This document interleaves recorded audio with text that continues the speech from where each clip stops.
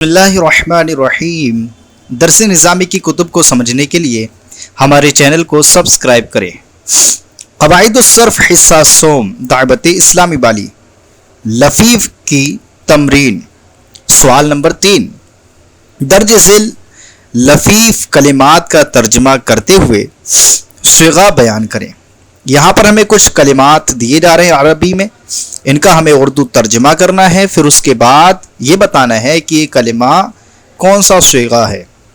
تو سب سے پہلے لکھا ہے لم تروینا۔ لم تروینا کا ترجمہ ہوگا تو سفر میں پانی نہیں لے گی ایک عورت۔ تو سفر میں پانی نہیں لے گی ایک عورت، یہ لے گئی، یہ ترجمہ کریں گے ہم ماضی والا کیونکہ لم لگا ہوا ہے۔ تو سفر میں پانی نہیں لے گئی ایک عورت، یہ صیغہ واحد مؤنث حاضر فعل مضارع معروف ہے۔ صیغہ واحد مؤنث حاضر فعل مضارع معروف ہے۔ اس کے بعد لکھا ہوا ہے دوسرا کلمہ ہے توارت۔ توارت کا معنی ہے چھپ گئی وہ ایک عورت۔ توارت چھپ گئی وہ ایک عورت، یہ صیغہ واحد مؤنث غائب فعل ماضی معروف ہے۔ یہ صیغہ واحد مؤنث غائب فعل ماضی معروف ہے۔ اس کے بعد تیسرا صیغہ ہے ولو۔ ولو کا معنی ہوتا ہے منہ موڑ لیا ان سب مردوں نے۔ ولو کا کیا معنی ہے؟ منہ موڑ لیا ان سب مردوں نے۔ یہ صیغہ جمع مذکر غائب فعل ماضی مثبت معروف ہے۔ یہ صیغہ جمع مذکر غائب فعل ماضی مثبت معروف ہے۔ اس کے بعد ہمارے پاس آگے والا لفظ ہے، کلمہ ہے والن۔ والن کا مطلب ہوتا ہے حاکم، حکم کرنے والا، فیصلہ کرنے والا، بادشاہ، حاکم۔ یہ اسم فاعل واحد مذکر ہے۔ یہ اسم فاعل واحد مذکر ہے۔ اس کے بعد ہے محیونا۔ محیونا یہ اس کا معنی ہے، ترجمہ ہے زندہ کیے گئے وہ سب مرد۔ محیونا زندہ کیے گئے وہ سب مرد، یہ اسم مفعول جمع مذکر ہے۔ یہ اسم مفعول جمع مذکر ہے۔ اس کے بعد ہے لنن زوینا۔ لنن زبینا، یہ اس کا ترجمہ ہوگا ضرور ضرور جدا کریں گے ہم سب۔ ضرور ضرور جدا کریں گے ہم سب، یہ صیغہ جو ہے جمع متکلم فعل مضارع معروف ہے لام تاکید بنون ثقیلہ۔ جمع متکلم فعل لام تاکید بنون ثقیلہ معروف ہے۔ جمع متکلم فعل لام تاکید بنون ثقیلہ معروف ہے۔ اس کے بعد ہے مستحیونا۔ مستحیونا کا ترجمہ ہے شرم کرنے والے وہ سب مرد۔ شرم کرنے والے وہ سب مرد، یا وہ سب خالی کہہ سکتے ہیں کیونکہ یہ مستحیونا جو ہے اس میں فاعل ہے جمع مذکر۔ شرم کرنے والے وہ سب مرد، اس میں فاعل جمع مذکر۔ یہ کیا ہے؟ یہ صیغہ ہے اس میں فاعل جمع مذکر۔ اس کے بعد ہمارے پاس لفظ ہے، کلمہ ہے مطویٌ۔ مطویٌ کا معنی ہے لپیٹا ہوا۔ مطویٌ کا معنی کیا ہے؟ لپیٹا ہوا۔ یہ اسم مفعول واحد مذکر ہے۔ یہ اسم مفعول واحد مذکر ہے۔ اس کے بعد ہے واہیتن۔ واہیتن کا مطلب ہے کمزور عورت۔ واہیتن کا مطلب کیا ہے؟ کمزور عورت۔ یہ اسم فاعل واحد مؤنث ہے۔ یہ اسم فاعل واحد مؤنث ہے۔ اس کے بعد ہے آخری اتقیا۔ اتقیا کا ترجمہ ہے پرہیز کیا گیا وہ ایک مرد۔ اتقیا کا معنی کیا ہے؟ پرہیز کیا گیا وہ ایک مرد۔ یہ واحد مذکر غائب فعل ماضی مجہول ہے۔ یہ واحد مذکر غائب فعل ماضی مجہول ہے۔ اب آئیے سوال نمبر 4 کو حل کرتے ہیں۔ سوال نمبر 4 ہے کہ الف میں لکھا ہے تقینا کیا کیا صیغہ ہو سکتا ہے اور اس کی اصل کیا ہے؟ تو تقیہ جو ہے یہ واحد مؤنث حاضر اور جمع مؤنث حاضر ہو سکتا ہے، یعنی واحد مؤنث حاضر کا بھی صیغہ ہو سکتا ہے اور جمع مؤنث حاضر کا بھی صیغہ ہو سکتا ہے، اور اس کی اصل ہوگی توقینا۔ اس کی اصل کیا ہوگی؟ توقینا۔ اس کے بعد نمبر با پر ہے دویہ اور رما دونوں میں واو اور یا متحرک ہیں اور عمل مختلف، اس کی کیا وجہ ہے؟ تو اس کا جواب ہے کہ دویہ لفیف مقرون ہے جو کہ اجوف اور ناقص کا مجموعہ ہے، اور لفیف مقرون میں اجوف کے قواعد جاری نہیں ہوتے. لفیف مقرون میں اجوف کے قواعد جاری نہیں ہوتے، جیسا کہ آپ نے ماقبل میں پڑھا ہے.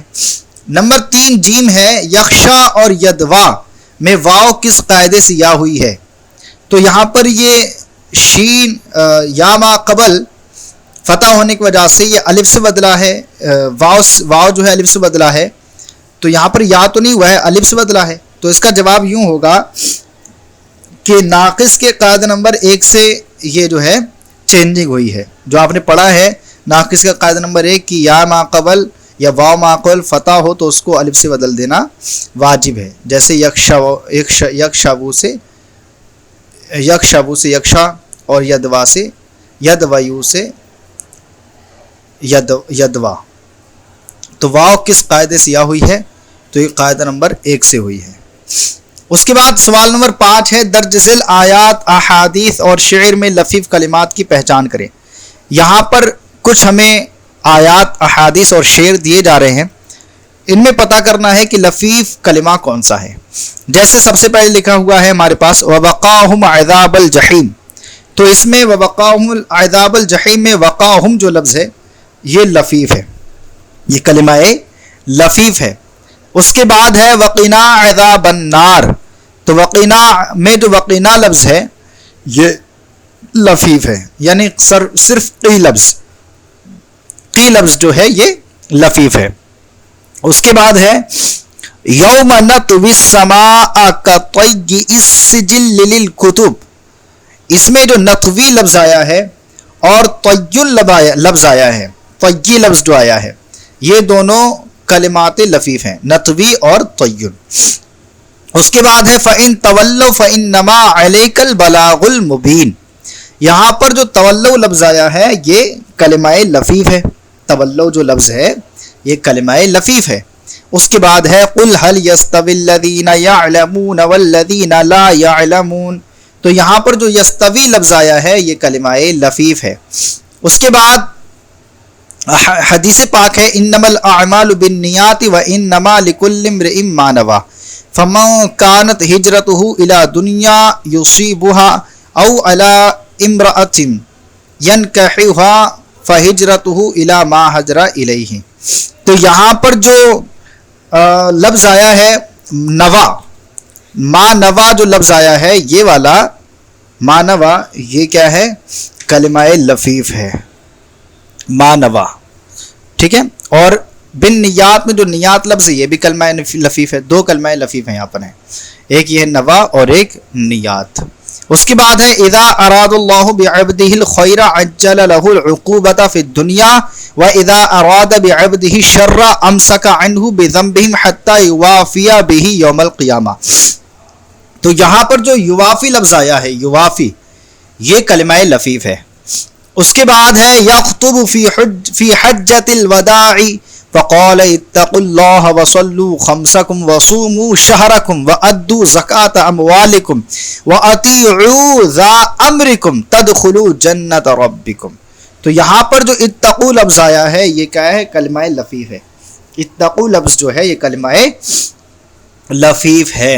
اس کے بعد ہے لا يتمنين احدكم الموت من ضر اصابه فإن كان لا بد فاعلا فليقل اللهم احيني ما كانت الحياة خيرا لي وتوفني اذا كانت الوفاة خيرا لي. تو یہاں پر جو سب سے پہلے احینی جو لفظ آیا ہے یہ، اور حیات جو لفظ آیا ہے یہ، اور توفنی جو لفظ آیا ہے، اور وفات جو لفظ آیا ہے، یہ سارے کے سارے کلمات لفیف ہیں. احینی، حیات، توفنی اور وفات، یہ سارے کے سارے کلمات لفیف ہیں. اس کے بعد ہے فصرف ہواها وحاذر ان تولیہ ان الہوا ما تولی یسم او یسم. تو یہاں پر جو ہوا لفظ آیا ہے اور تولی لفظ آیا ہے اور پھر ایک اور ہوا ہے یہ، اور تولا جو لفظ ہے، یہ سارے کے سارے کلمات لفیف ہیں. کون کون سے؟ ہوا، تولی، ہوا، تولا، یہ سارے کے سارے کلمات لفیف ہیں. تو الحمدللہ عز و جل ہماری جو ناقص کی بقیہ تمرین تھی لفیف کی جو بقیہ تمرین تھی مکمل ہوئی. امید کرتے ہیں کہ آپ کو یہ تمرین سمجھ میں آئی ہوگی. اگر سمجھ میں آئی ہو تو پلیز ہمارے چینل کو سبسکرائب کریں اور اپنے دوستوں کے ساتھ شیئر کریں. السلام علیکم ورحمۃ اللہ وبرکاتہ.